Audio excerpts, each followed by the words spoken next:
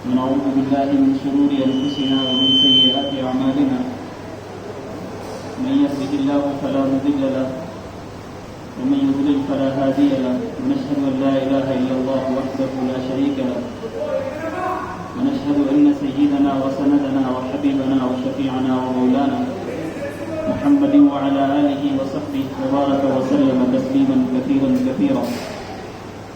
قال الله عز وجل: يا أيها الناس اتقوا ربكم واخشوا يوما لا يجزي والد عن ولده ولا مولود هو جاز عن والده شيئا. وقال النبي صلى الله عليه وسلم: الحياء شعبة من الإيمان. وقال: النكاح من سنتي فمن رغب عن سنتي فليس مني.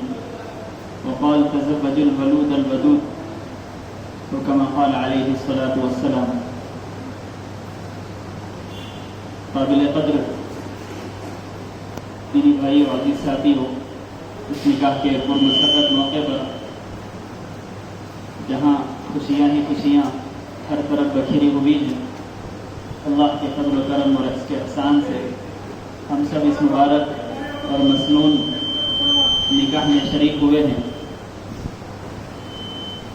نکاح اللہ رب العزت کی طرف سے انسانوں کو ملا ہوا ایک ایسا تحفہ ہے کہ جس کے ذریعے سے انسان سکون پاتا ہے. نکاح کے ذریعے سے انسان کی زندگی میں اللہ کا ڈر اور گناہوں سے بچنے کی ایک ہمت اور طاقت پیدا ہوتی ہے. نکاح ایک ایسا ذریعہ ہے جو صرف اسلام کے اندر پایا جاتا ہے. باقی دوسرے مذہبوں میں نکاح کا صرف نام ہے، رواج اور طریقے وہ دوسرے ہیں. نکاح جس محترم اور جس عزت اور جس رابطے اور جس اتحاد کا نام اسلام میں رکھا گیا ہے، دوسرے مذہبوں میں اس کی کوئی گنجائش نہیں. نکاح کے ذریعے سے ایک مسلمان اپنی بیوی کے لیے حلال کر دیا جاتا ہے اور پھر ایک مناسب اور حلال رشتہ اس کا شروع ہو جاتا ہے. ایک ذمہ داری اور ایک حیا والی زندگی اس کی شروع ہوتی ہے.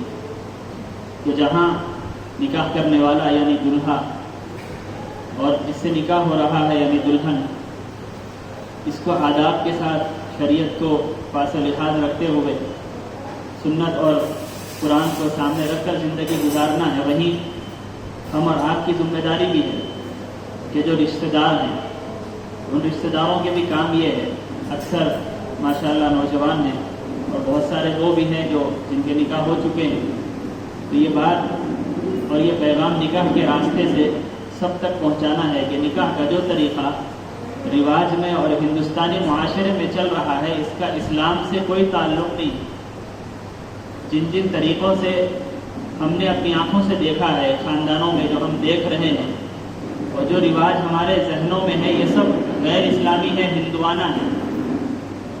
اسلام بالکل سیدھے سادھے نکاح کو سنت کے مطابق، شریعت کے مطابق، اللہ کے نبی صلی اللہ علیہ وسلم نے 11 نکاح کی.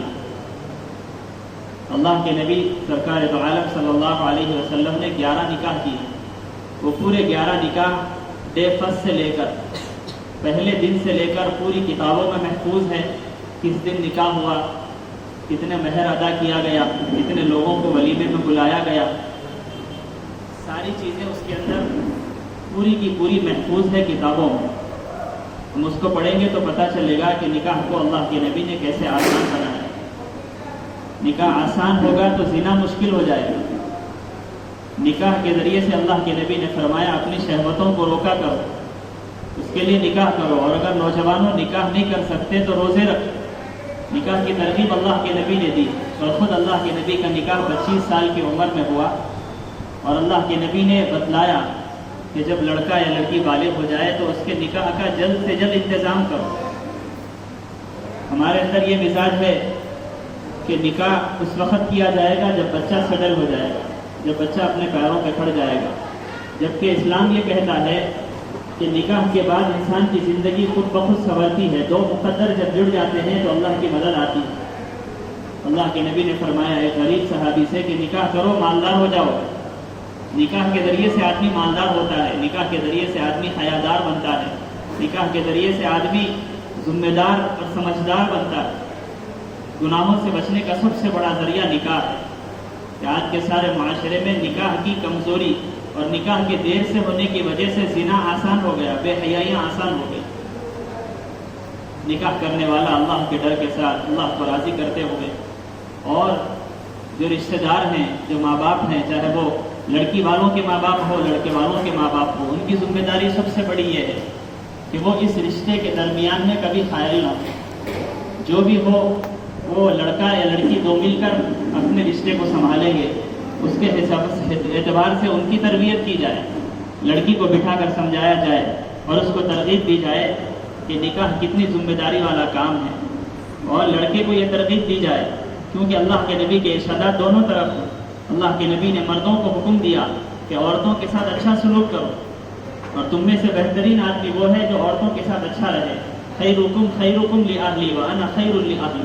اللہ کے نبی نے فرمایا تم میں سب سے بہترین شخص جس کو میں ٹائٹل دے سکتا ہوں کہ وہ اچھا ہے، وہ آدمی ہے جس کی بیوی اس کو اچھا کہے، جس کی بیوی اس کی تعریف کرے، جس کی بیوی اس کے اخلاق کے بارے میں لوگوں سے کہتی پھرے کہ میرے شوہر کے اخلاق بہت اچھے ہیں، وہ ہمدرد انسان ہے، انہوں نے کبھی مجھ پر ہاتھ نہیں اٹھایا، انہوں نے کبھی مجھے ماں اور بہن کی گالی نہیں دی۔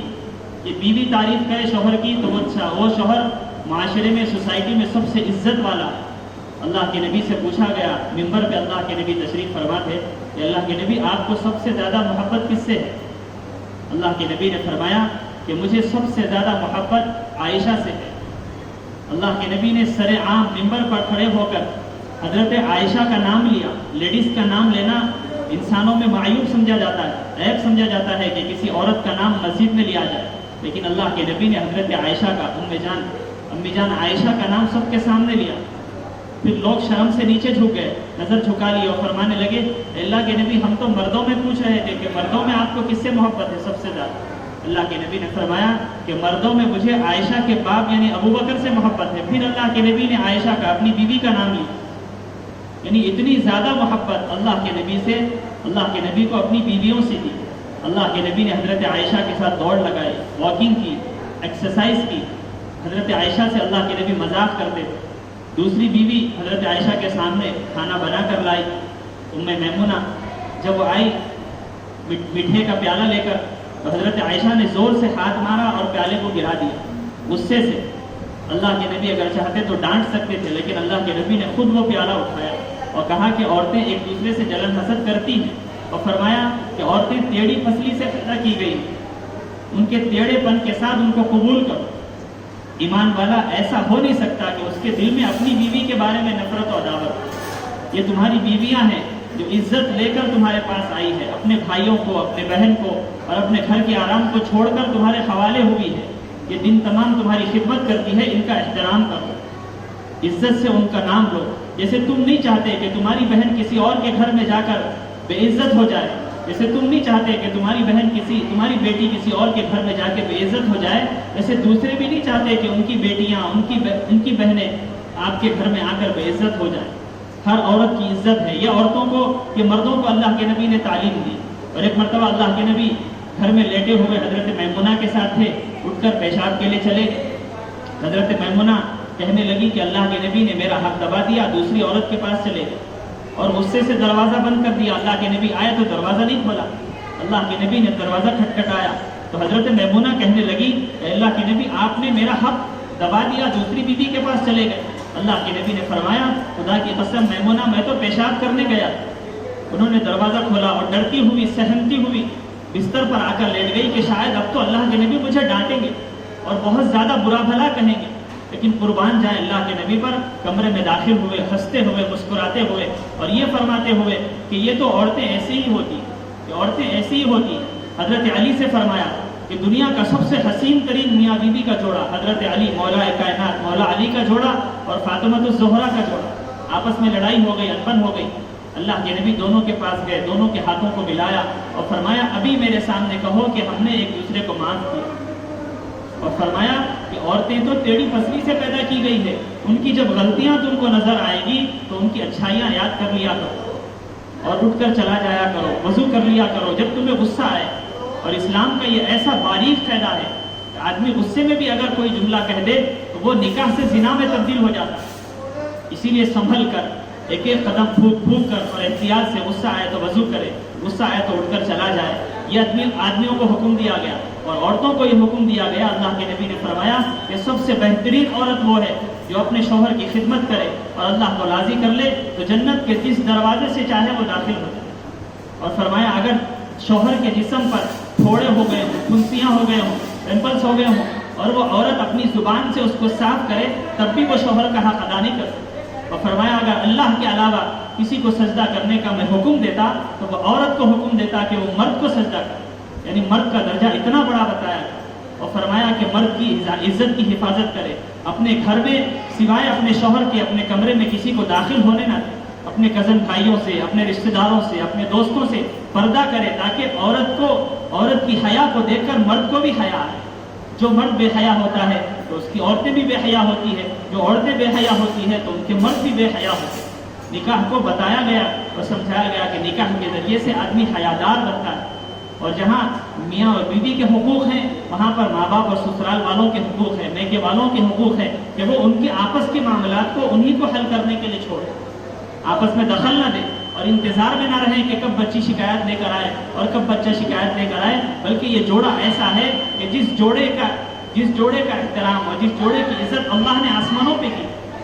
سب سے پہلے آدم کو بنایا علیہ السلام، اس کے بعد حوا کو بنایا علیہ السلام، کہ دونوں میاں بیوی کو بنا کر اللہ نے فرمایا کہ میاں اور بیوی یہ دونوں آپس کے لیے خوشنصی اور سکون کا ذریعہ، یہ آپس میں لڑیں گے پھر ایک ہو جائیں گے، پھر بحث کریں گے پھر ایک ہو جائیں گے۔ جب ماں باپ دخل اندازی دیں گے تو یہ لڑائی بڑی ہو جائے گی۔ اور قرآن میں پورے سوروں میں، آیتوں میں اور بہت سارے سوروں میں احکامات بتائے گئے کہ میاں بیوی آپس میں کیسے رہے، سسرال والے آپس میں کیسے رہے۔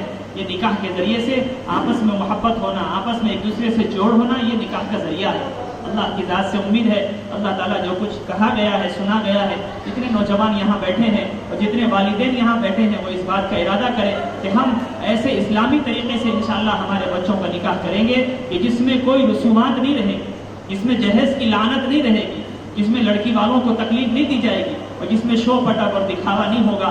اللہ اور اللہ کے رسول کو بھی ہم اپنی شادی میں بلائیں، جس شادی میں اللہ راضی ہوگا اور جس نکاح میں اور جس ولیمے میں اللہ کے نبی کی آنکھیں ٹھنڈی ہوگی، وہ رشتہ اور وہ سلسلہ قیامت تک چلے گا۔ اللہ تعالیٰ اس کے ذریعے سے نیک اولاد کے وجود میں آنے کا اس کو ذریعہ بنائے گا۔ اور جتنے نوجوان یہاں ہیں وہ جلد سے جلد نکاح کریں، جن کا نکاح نہیں ہوا وہ اپنے والدین کو اصرار کر کے جلد سے جلد نکاح کریں۔ اس کا نکاح جتنا جلدی ہوگا اللہ اس کا مقدر اتنا زیادہ جلدی کھولے گا، اس کے پاس سب سے زیادہ پیسے ہوں گے، مالدار ہو جائے گا وہ آدمی جو نکاح کرے گا، اور جو نکاح کرے گا اس سے ڈر رہے گا کہ کب وہ زنا میں مبتلا ہو جائے، کب وہ گناہ کی طرف چلا جائے، کب وہ برے ماحول کی طرف چلا جائے۔ اللہ ہم سب کو عمل کی توفیق نصیب فرمائے۔ خطبہ نکاح پڑھا جائے۔ الحمد للہ علی ذات عظیم الصفات کبیر الشان جلیل القدر رفیع الذکر مطاع الامر جلی البرهان حکیم الاسم عزیز الحلم کثیر الغفران جزیل الثناء جمیل العطاء عظیم الاحسان ونشهد ان لا اله الا الله وحده لا شريك له ولا نذير له ولا مشير له ولا معين له ونشهد ان سيدنا وسندنا وحبيبنا وشفيعنا ومولانا محمد وعلى آله وصحبه وبارك وسلم تسليما كثيرا قال الله تبارك وتعالى في القرآن المجيد والفرقان الحميد بعد أعوذ بالله من الشيطان الرجيم بسم الله الرحمن الرحيم يا أيها الذين آمنوا اتقوا الله وقولوا قولا سديدا يصلح لكم أعمالكم ويغفر لكم ذنوبكم ومن يطع الله ورسوله فقد فاز فوزا عظيما وقال النبي صلى الله عليه وسلم النكاح من سنتي وقال ومن رغب عن سنتي فليس مني وقال تزوجوا الودود أو كما قال عليه الصلاة والسلام أستغفر الله لي ولكم ولسائر المسلمين فاستغفروه إنه هو الغفور الرحيم قال الله تبارك وتعالى في شان حبيبه إكراما وتعظيما إن الله وملائكته يصلون على النبي يا أيها الذين آمنوا صلوا عليه وسلموا تسليما اللهم صل على محمد كلما ذكره الذاكرون وصل على محمد كلما غفل عن ذكره الغافلون أستغفر الله لي ولكم ولسائر المسلمين فاستغفروه إنه هو الغفور الرحيم